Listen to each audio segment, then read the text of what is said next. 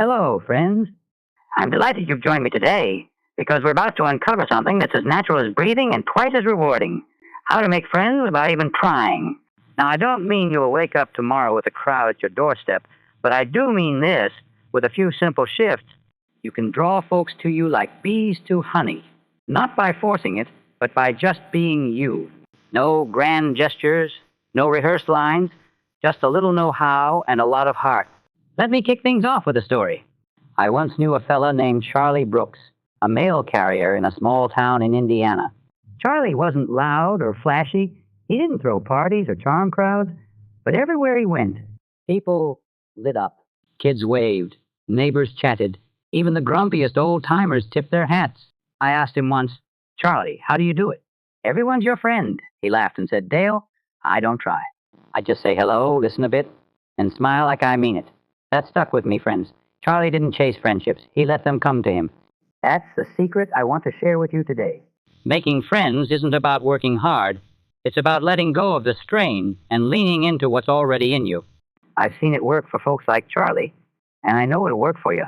So let's dive into 5 easy steps to make friends without even trying. Steps so simple, you'll wonder why you ever thought it was tough. Step 1, be where you are. Show up open. The first step to making friends without trying is this: be where you are. I don't mean just standing in a room. I mean showing up with an open heart, ready to connect without pushing. People feel it when you're present, and they're drawn to it like a warm fire on a cold night. Take my friend Ruth, a gal who worked at a diner in Tulsa. Ruth didn't go out of her way to chat up every customer.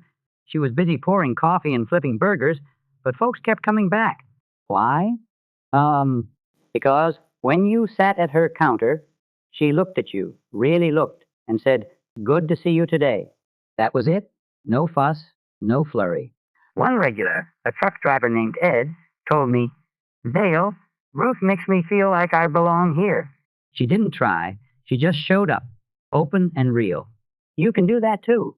Next time you're at the store, the park, or even the office, don't hide in your shell. Look up. Nod at someone, say, "Nice day, isn't it?" You're not chasing, you're just being there. In a minute, you've planted a seed, and folks will feel it without you lifting a finger. Step 2, give a smile. It's a gift that costs nothing. Here's a little gem that's pure gold. Smile. I've said it before, and I'll say it again. A smile is the easiest, most powerful way to open a door. It doesn't take effort, it doesn't need words, but it says, "I'm glad you're here," louder than a shout. I'll tell you about a woman named Grace, a bank teller in Minneapolis. Grace wasn't the talkative type. She handled deposits and withdrawals with quiet efficiency, but customers loved her.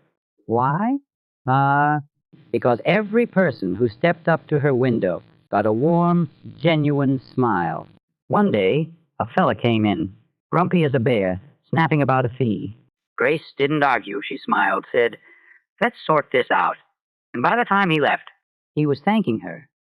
That smile didn't just fix his day. It made her a friend without her even trying.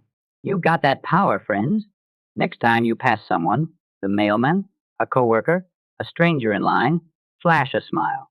Don't force it. Let it come from inside. It's a tiny thing, but it's like tossing a pebble in a pond. The ripples spread, and folks will gravitate your way. Step 3, ask a little, and listen a lot now. Here's where it gets fun. Ask a little question. Not to pry or impress, but to show you're curious about them. People love to share a piece of themselves, and when you listen, really listen, they'll feel a bond without you breaking a sweat. I saw this with a fella named Henry, a gardener in street. Louis. And Henry tended lawns all over town, and he had more friends than blades of grass. His trick? He'd ask something simple. "How's that rose bush doing?" Or, "What's keeping you busy these days?" Then lean back and hear them out. One day, I watched him chat with a neighbor, a shy woman named Clara. "What's your favorite flower?" he asked.